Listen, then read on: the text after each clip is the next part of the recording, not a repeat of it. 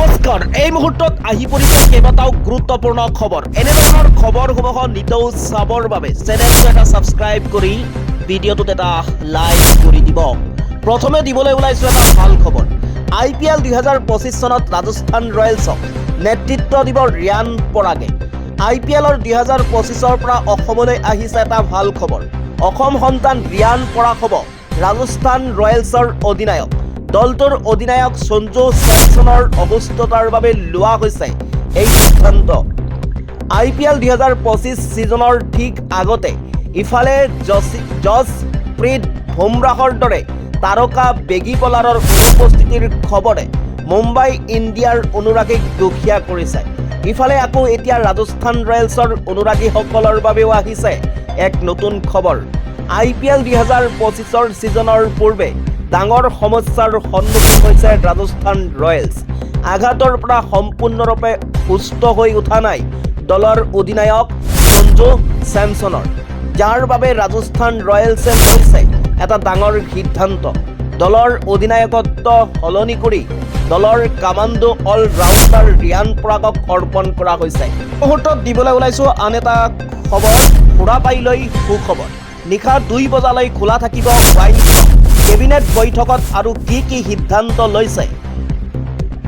জনাই আছো সুবিশেষ আজি ডিব্ৰুগড়ত অনুষ্ঠিত হয় অসম চৰকাৰৰ কেবিনেট বৈঠক এই বৈঠকৰ পিছতে মুখ্যমন্ত্ৰী হিমন্ত বিশ্ব শৰ্মাই সংবাদমেল সম্বোধন কৰি কেবিনেট বৈঠকত গ্ৰহণ কৰা সিদ্ধান্তৰ বিষয়ে সদৰি কৰে ৰাজ্য চৰকাৰে আজিৰ কেবিনেট বৈঠকত গ্ৰহণ কৰা সিদ্ধান্ত অনুসৰি এতিয়াৰ পৰা মহানগৰীৰ গুৱাহাটীত নিশা 2 বজালৈকে খোলা থাকিব ৱাইন শ্বপ আজি ডিব্ৰুগড়ত অনুষ্ঠিত হয় অসম চৰকাৰৰ কেবিনেট বৈঠক এই বৈঠকৰ পিছতে মুখ্যমন্ত্ৰী হিমন্ত বিশ্ব শৰ্মাই সংবাদমেল সম্বোধন কৰি কেবিনেট বৈঠকত গ্ৰহণ কৰা সিদ্ধান্তৰ বিষয়ে সদৰি কৰে ৰাজ্য চৰকাৰে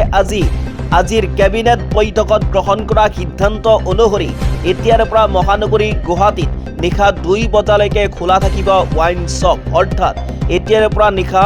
2 বজালৈকে গ্ৰাহকৰ বাবে উপলব্ধ হ'ব সুৰা গুৱাহাটীৰ বিপৰীতে ৰাজ্যৰ আন প্ৰান্তত নিশা 12 বজালৈকে ৱাইন শ্বপ খোলা ৰাখিব পাৰিব বুলি সিদ্ধান্ত গ্ৰহণ কৰিছে অসম কেবিনেটে এই মুহূৰ্তত দিবলৈ ওলাইছো আন এটা গুৰুত্বপূৰ্ণ খবৰ ছত্তীশগড়ত ৰঙা সন্ত্ৰাসৰ বিৰুদ্ধে অভিযান নিহত 22 জন নক্সালবাদী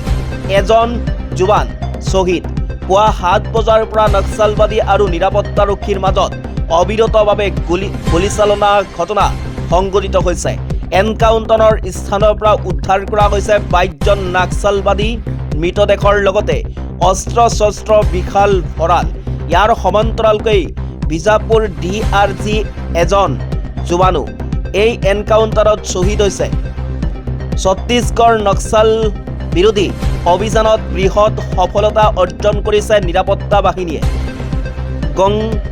গংগালুৰ আৰক্ষী থানাৰ সমীপৰ বিজাপুৰ দান্তেৱাড়া সীমান্তত নিৰাপত্তা বাহিনী আৰু নক্সালবাদীৰ মাজত সংঘটিত হয় ভয়ংকৰ গুলীয়াগুলীৰ ঘটনা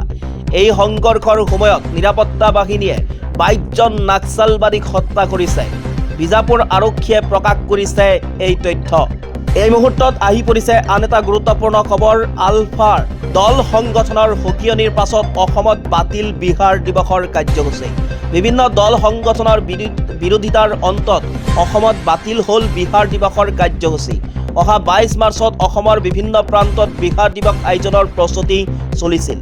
বিভিন্ন দল সংগঠনৰ প্ৰতিবাদৰ পাছতেই অসমত বাতিল হ'ল বিহাৰ দিৱসৰ কাৰ্যসূচী বিহাৰ ৰাজ্য স্থাপনৰ 113 বৰ্ষপূৰ্তি উপলক্ষে অহা 22 মাৰ্চত ৰাজ্যৰ বিভিন্ন প্ৰান্তত একাংশ বিহাৰী সম্প্ৰদায়ৰ লোকে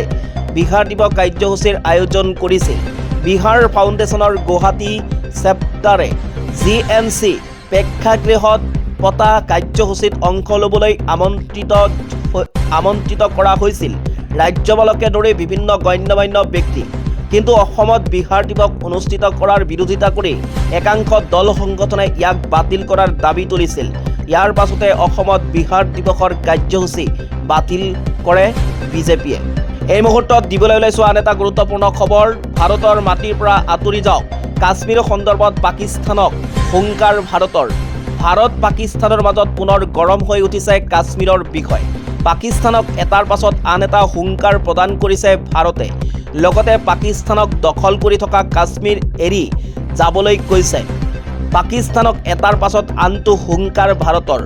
পুনৰ গৰম হৈ উঠিছে কাশ্মীৰৰ বিষয় বছৰৰ পাছত বছৰ পাৰ হৈ গৈছে কিন্তু আজিও ভাৰত পাকিস্তানৰ মাজত বিভেদ কমা নাই এটুকুৰা মাটিৰ বাবে স্বাধীন হোৱাৰ পাছৰে পৰাই দুয়োখন দেশ যুঁজ কৰি আহিছে ইয়াৰ মাজতে বুধবাৰে কাশ্মীৰৰ সমস্যাক লৈ পুনৰ উত্তাপ্ত হৈ পৰে